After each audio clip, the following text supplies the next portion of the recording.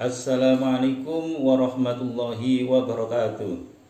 Selamat pagi anak-anak, selamat berjumpa kembali dalam pembelajaran Ahlus Sunnah wal Jamaah atau ke-NU-an. Kali ini saya akan menerangkan bab 1, yaitu nilai dasar perjuangan Nahdlatul Ulama. Kalau kemarin itu saya menerangkan untuk tentang organisasi, beberapa organisasi dari NU atau Banom-Banom NU itu sebenarnya adalah kurikulum yang lama. Ini untuk kurikulum yang baru, kita mulai lagi bab satunya, yaitu tentang nilai dasar perjuangan Nahdlatul Ulama.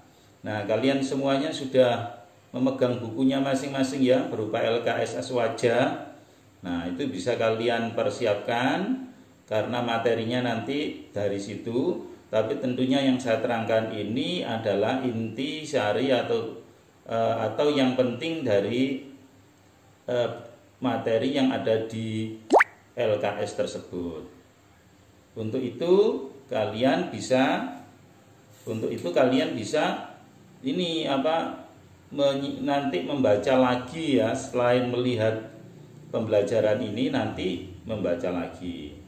Baiklah, kita mulai pembelajaran pendidikan Aswaja dan ke-NU-an kelas 5 ini, yaitu tentang bab 1 nilai dasar perjuangan Nahdlatul Ulama. Kompetensi dasar atau KD yang harus kalian kuasai setelah pembelajaran kali ini, yaitu KD untuk pengetahuannya 3.1, yaitu memahami nilai dasar perjuangan Nahdlatul Ulama. Kemudian KD 4.1 menceritakan penerapan nilai dasar perjuangan Nahdlatul Ulama. Berikutnya yaitu materi pembelajaran yang akan kalian ikuti dalam pembelajaran kali ini, yaitu yang pertama yaitu nilai dasar perjuangan NU. Kemudian yang kedua adalah usaha-usaha dalam mempertahankan ajaran Ahlus Sunnah wal Jamaah. Kemudian yang ketiga adalah usaha-usaha NU dalam melestarikan ajaran Aswaja. Setelah itu yang keempat adalah usaha-usaha NU dalam mengembangkan ajaran Aswaja atau Ahlus Sunnah wal Jamaah. Dasar perjuangan Nahdlatul Ulama ya. Nahdlatul Ulama merupakan jam'iyah diniyah wa jam'iyah ijtimaiyah, yaitu organisasi keagamaan dan organisasi kemasyarakatan yang berdiri pada tanggal 31 Januari 1926 atau pada 16 Rajab 1344 Hijriah di Surabaya, yang berdasarkan ajaran Ahlus Sunnah wal Jamaah. Nah, apa ajaran Ahlus Sunnah wal Jamaah itu? Ajaran Ahlus Sunnah wal Jamaah adalah ajaran Islam murni yang berlandaskan pada Al-Quran dan Sunnah Nabi Muhammad Sallallahu Alaihi Wasallam, seperti yang dilaksanakan oleh para sahabat Khulafaur Rasyidin.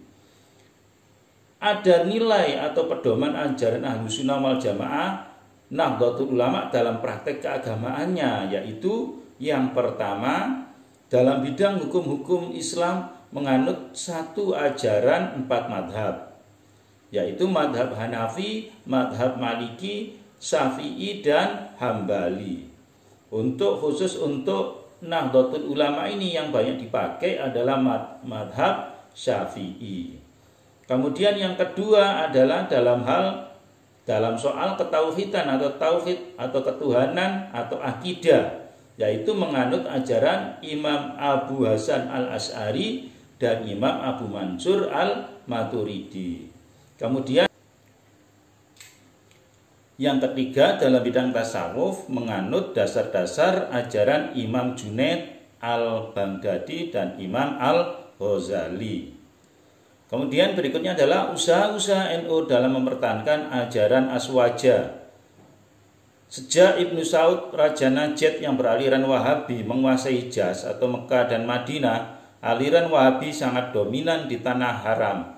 bahkan melakukan tindakan yang berlebihan dengan mengatasnamakan pemurnian ajaran agama Islam. Karena itulah kemudian Kiai Wahab Hasbullah mengambil langkah strategis, yaitu membentuk Komite Hijaz yang kemudian berubah menjadi Nahdlatul Ulama, yang mendapatkan mandat dari para ulama di Indonesia untuk mengikuti muktamar dunia Islam yang diadakan di Mekah, dan sekaligus menghadap Raja Ibnu Saud untuk menyampaikan risalah yang terdiri dari 5 poin yang berasal dari pikiran para ulama NU. Yaitu salah satunya adalah bagaimana supaya makam Nabi Muhammad tidak dibongkar oleh pemerintah Saudi. Kemudian yaitu membebaskan para ulama-ulama untuk mengajarkan faham selain faham Wahabi.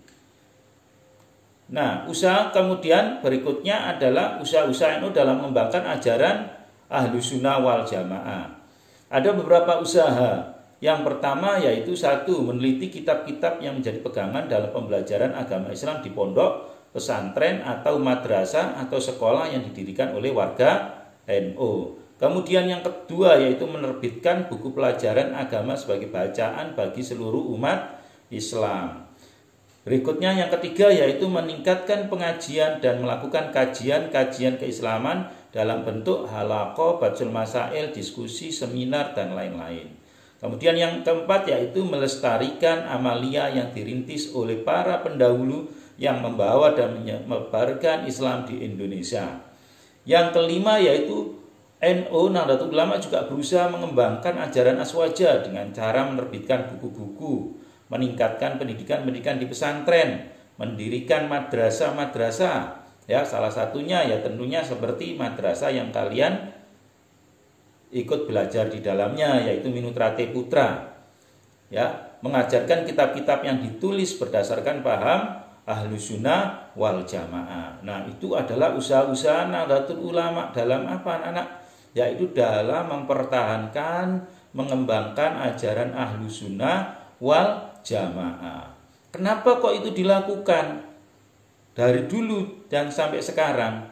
Karena ajaran Ahlussunnah wal Jamaah itu adalah ajaran yang murni dari Nabi Muhammad SAW yang berdasarkan pada Al-Quran dan Al-Hadis serta sahabat-sahabat Rasulullah. Kemudian diteruskan lagi oleh para ulama, dibawa ke Indonesia oleh para wali songo, dan kemudian dilestarikan oleh para ulama-ulama yang tergabung dalam Nahdlatul Ulama.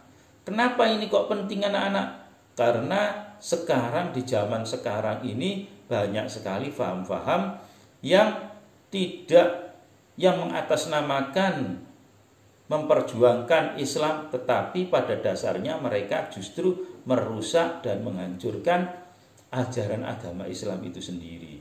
Seperti di salah satu hadis Nabi Muhammad ya, bahwa Nabi Muhammad pernah bersabda bahwa nanti pada akhir zaman itu akan ada 70 kelompok dari agama Nasrani yang ke-70-nya itu adalah tersesat, atau mereka semuanya masuk neraka, tersesat. Kemudian Yahudi besok di hari kiamat akan terpecah menjadi 69 golongan dan kesemuanya tersesat.